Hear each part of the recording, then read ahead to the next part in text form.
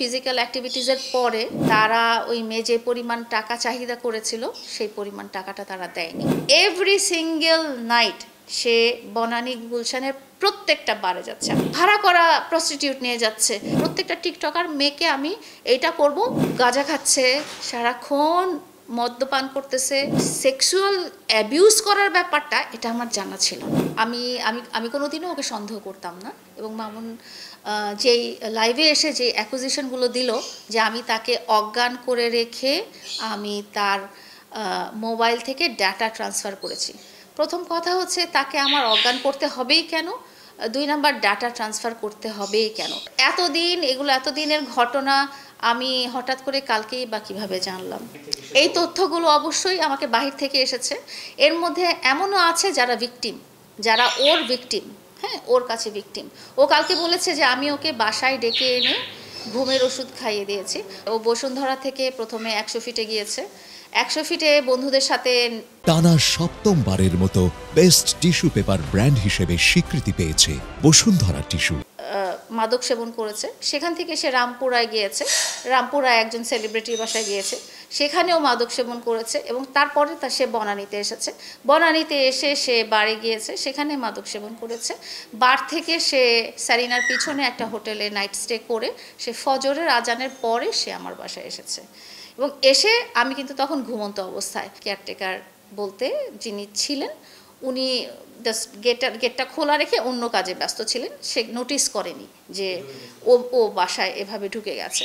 যখন সে আসছে, সে এসে বসেছিল, ঘুমিয়েছে, সব কিছুই করেছে। কিন্তু আমার কাছে যখন ভিডিওগুলো এগুলো আসতে থাকলো, একটা কিভাবে আসলো বলি, সে কিছুদিন আগে নরসিংদীতে গিয়েছিল এরকম একটা আসরে, ড্রাগসের একটা আসরে। তো সেই আসরে তারা ভাড়া করা কিছু মেয়ে নিয়ে গিয়েছিল এবং ওই মেয়েদের সাথে ফিজিক্যাল অ্যাক্টিভিটিসের পরে তারা ওই মেয়ে যে পরিমাণ টাকা চাহিদা করেছিল সেই পরিমাণ টাকাটা তারা দেয়নি। যার কারণে ওই মেয়ে পরে আমাকে ক্ষিপ্ত হয়ে ওই মেয়ে একজনের মাধ্যমে আমাকে পুরো ঘটনাটা জানায়। যখন আমি মামুনকে জিজ্ঞেস করি, মামুন বলে কি, হ্যাঁ এখন তো আমার ফুর্তি করার বয়স, তুমি এগুলো নিয়ে কেন জিজ্ঞেস করছো, আমাকে বাঁচতে দাও, আমাকে এভাবে বাঁচতে দাও, সেভাবে বাঁচতে দাও। আমার সাথে ওর প্যাচ আপ হয়ে গেছে 1 তারিখ মার্চ থেকে, এবং 1 তারিখ মার্চ থেকে নিয়ে সে সব কিছুই করেছে। সে একজন টিকটকার অনামিকা ঐশীর সাথে সে কথা বলা শুরু করেছে 5 তারিখ মার্চ থেকে, অথচ 1 তারিখ মার্চ থেকে কিন্তু আমরা সংবাদ সম্মেলন করে আমরা কিন্তু সমস্ত কিছু প্যাচ আপ, তখন আমার বাসায় আসা যাওয়া, ওর বাসায় আসা যাওয়া এগুলো হচ্ছে। তার মানে সে আমার সাথে বিশ্বাসঘাতকতা করলো, সে আমার সাথে প্রতারণা করলো। আমি ওকে ডাইরেক্ট বলেছি, আমি গত 1 বছর যেহেতু তোমার সাথে ছিলাম না, তুমি গত 1 বছরে যদি কোনো কিছু করেও থাকো সেটার কোনো হিসাব আমাকে দিতে হবে না, কারণ ওই মুহূর্তে আমি তোমার লাইফে ছিলাম না। কিন্তু 1 তারিখ মার্চের পরে সে যখন যেচে পড়ে ওই মেয়ের বাসায় যায়, 3 দিন স্টে করে, ওই মেয়েকে নিয়ে আসে, 3 দিন স্টে করে, সেও আসে, ঐশী এবং ঐশীর ভাইও আসে, ঐশীর ভাইও এসে ঐশীর বাসায় থাকে। মার্চ থেকে নিয়ে আজকে মে মাস পর্যন্ত আমি দেখছি সে এভরি সিঙ্গেল নাইট সে বনানী গুলশানের প্রত্যেকটা বারে যাচ্ছে। আপনারা বারের সিসিটিভি দেখবেন। আমার কথা বিশ্বাস করতে হবে না। তোমাকে আমি ভালো কাজ করতে কখনো মানা করিনি।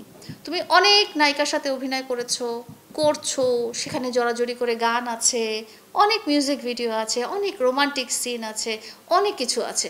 সেগুলো তো আজ পর্যন্ত পাবলিশ আছে, সেগুলো তো ইউটিউবে আছে আমি থাকা অবস্থায়। তাহলে তোমার যদি অনামিকা ঐশীর সাথে বা অন্য আরও যাদের সাথে ভিডিও আপনারা দেখেছেন, সেগুলো তো অল্প কিছু দিনের ঘটনা, 10 দিনের ঘটনা, আগের ঘটনা তো নাই। হ্যাঁ, তো তাদের সাথেগুলো যদি অভিনয় হয়ে থাকে তাহলে তো আমার সেটা মেনে নেওয়ার কথা।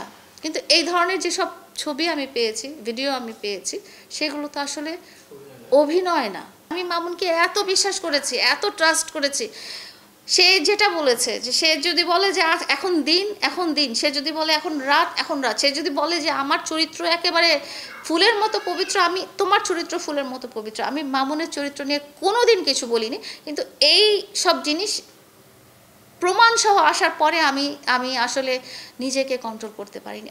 সে যদি একটা মানুষের সাথে যে করতো তাহলে আমি বুঝতাম যে না, ও আমাকে আর ভালোবাসতেছে না, আমাকে ওর ভালো লাগতেছে না, সে অন্য আরেকজনের সাথে প্রেমের সম্পর্কে জড়িয়েছে। কিন্তু সে তো একটা মানুষের সাথে করে নাই, সে 3, 4 জন, 5 জন, 6 জন, যখন যেখানে যাকে পাচ্ছে, যেই অবস্থায় পাচ্ছে, ভাড়া করা প্রস্টিটিউট নিয়ে যাচ্ছে। এবং সে আমাকে সে আরেকজন, আর এই অনামিকা ঐশীর নাম যেহেতু সোশ্যাল মিডিয়াতে চলেই আসছে এই জন্য আমি বলছি, কিন্তু আরেকজন খুবই প্রমিনেন্ট টিকটকারের মেয়ে টিকটকার ড্যান্স করে, আপনারা সবাই চিনেন, তার সাথেও একই কাজ করেছে। সে তার কথা হচ্ছে আমি প্রত্যেকটা টিকটকার মেয়েকে টার্গেট করেছি এবং প্রত্যেকটা টিকটকার মেয়েকে আমি এইটা করব, করে তারপরে আমার শান্তি হবে। আমার মনে হয় সে সাইকো হয়ে গেছে, তার মানসিক সমস্যা হয়ে গেছে, কারণ সে এমন পরিমাণ ড্রাগস নেয়, আপনারা হয়তো বিশ্বাস করবেন না, আমি 333-তে ফোন করে আমি রিহ্যাব সেন্টারে কথা বলেছি। সারাক্ষণ গাঁজা খাচ্ছে, সারাক্ষণ মদ্যপান করতেছে, এমন কোনো ড্রাগস নাই যেটা সে নিচ্ছে না, এবং এমন সব মানুষের সাথে সে চলাফেরা করছে যারা ওই জগতের মানুষ। আমি তাকে তো এই অধপতনে যেতে দেখতে পারি না।